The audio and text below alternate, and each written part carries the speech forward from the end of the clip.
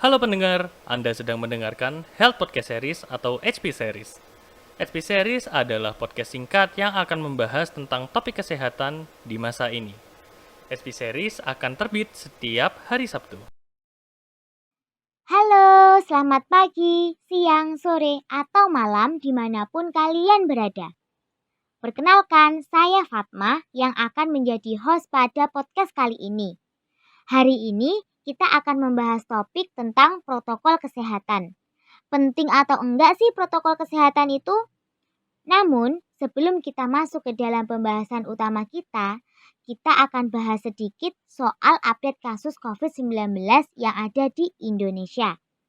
Pertanggal 19 Juli 2021, update yang ada di web COVID-19 nasional adalah sebagai berikut. Total kasus COVID-19 sejumlah 2.911.733.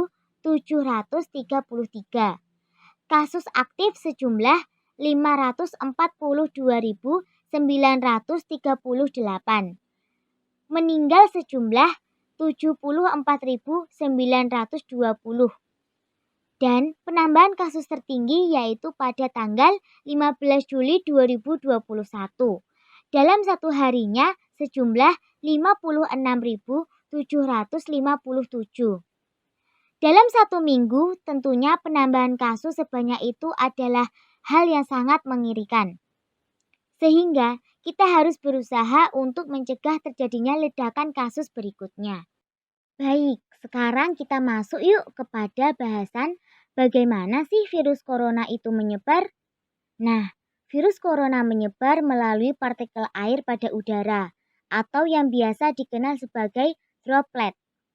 Virus corona umumnya menyebar dalam radius kontak kurang dari 1 meter dan masuk ke dalam tubuh melalui beberapa organ tubuh kita, yaitu bisa melalui mata, hidung, dan mulut.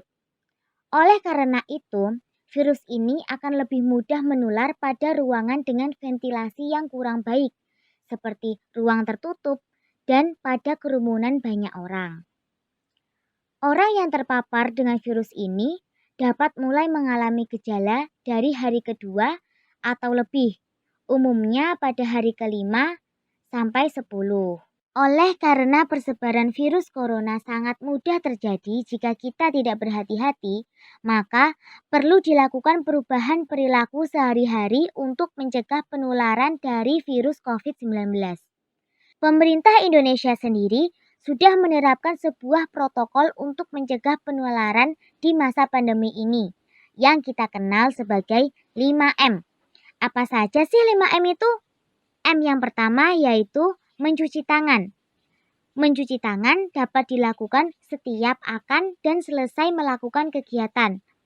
M yang kedua yaitu menggunakan masker. Pastinya kita harus menggunakan masker ketika berpergian atau ketika melakukan suatu aktivitas. Bahkan sekarang diberlakukan aturan masker ganda dengan masker medis di dalam dan masker kain di luar. M yang ketiga yaitu menjaga jarak. Minimal kita harus menjaga jarak 1,5 meter. M yang keempat yaitu menghindari kerumunan. Jadi, ketika kita ada kegiatan, diusahakan jangan membuat adanya perkumpulan banyak orang ya. M yang terakhir yaitu mengurangi mobilitas. Namun, pasti ada yang bertanya-tanya, seberapa efektif sih penerapan protokol ini dalam kehidupan sehari-hari?